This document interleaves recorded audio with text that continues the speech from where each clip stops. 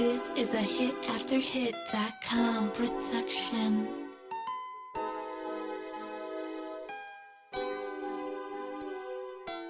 I am your host, Mr. Apathy, Devlin James, and this is the Real Talk Radio Show.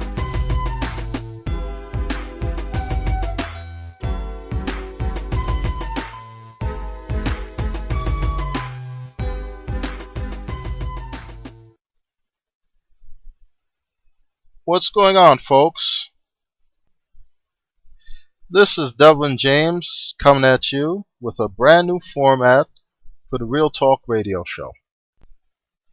Before I dive into the topic of today's show, I just want to give a quick shout out to all of my new and old subscribers. I appreciate all of your support. Now, taking a look at one of the videos I made recently, which typically states that marriage is really not a good thing for men in America, I can understand that there are some people listening who might say, how could you justify talking about marriage and raising children when you yourself have never been married and don't have any kids of your own? Here you are advising men not to get married or have children when these are two things that you yourself have never experienced. What makes you such a goddamn expert? This is a valid argument. I have never been married, and I don't plan on ever getting married. I also don't plan on ever having children. So no, I'm not an expert on either subject. But I never claimed to be an expert. I'm just very observant to what's going on in the lives of my married friends and in the world as a whole. This is why I can look at you and say that I don't need to stick my head up a bull's ass to check whether the quality of the meat is good or not. I'll just simply take the butcher's word for it.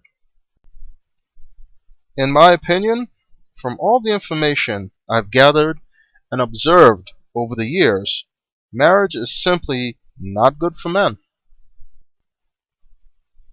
Now, leaving out all the information you can acquire from the internet about the rate of failure for marriages and the countless number of videos that you can access right here on YouTube from men who were married and are now divorced and stuck in the alimony and child support trap,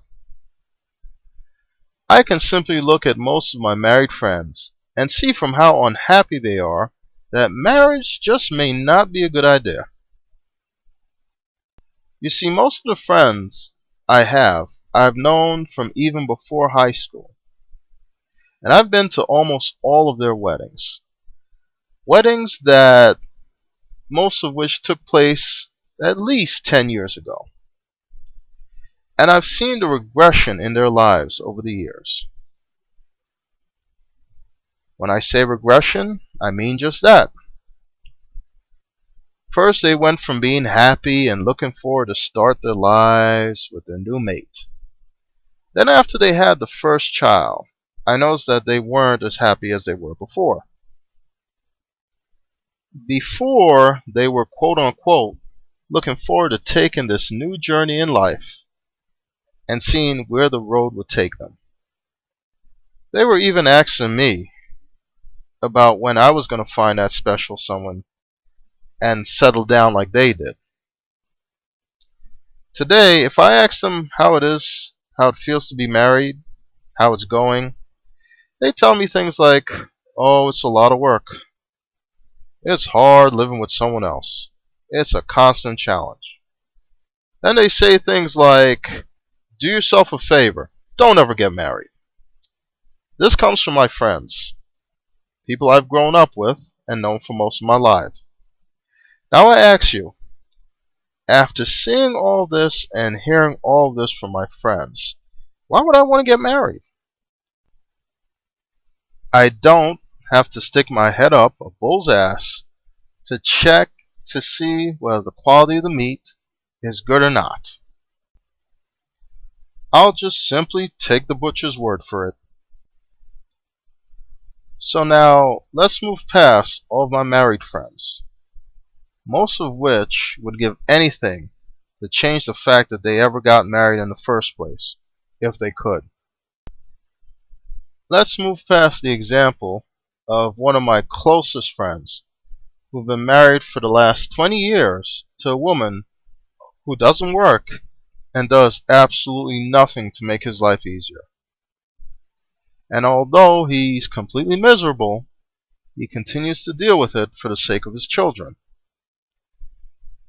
Let's move past all of this and talk about the everyday married men I observe and talk to about their experiences of being married. This is mostly the people I work with. All of them say the same thing. And these are people of different races and ages. All of them say, I love my kids. I think I still love my wife. But if I can do it all over again, I would never get married. If so many men from so many different walks of life are saying the same thing about the subject of marriage, as it being an institution to avoid, then there may be some validity to that statement. Last week, even my barber, who's in his mid-20s, told me that he told his in-laws, after they asked him, of course, if he enjoys, after 10 years of marriage, still being married to their daughter. He answered honestly and said, if I had to do it over, I wouldn't get married to your daughter or anyone else for that matter. Man, talk about throwing a lit match down a gas tank. You can imagine the fallout from that statement. Now he and the in-laws don't even talk, which is fine by him. A man should have the right to be honest in his own house, shouldn't he? And this is clearly a man who isn't happy with his current situation.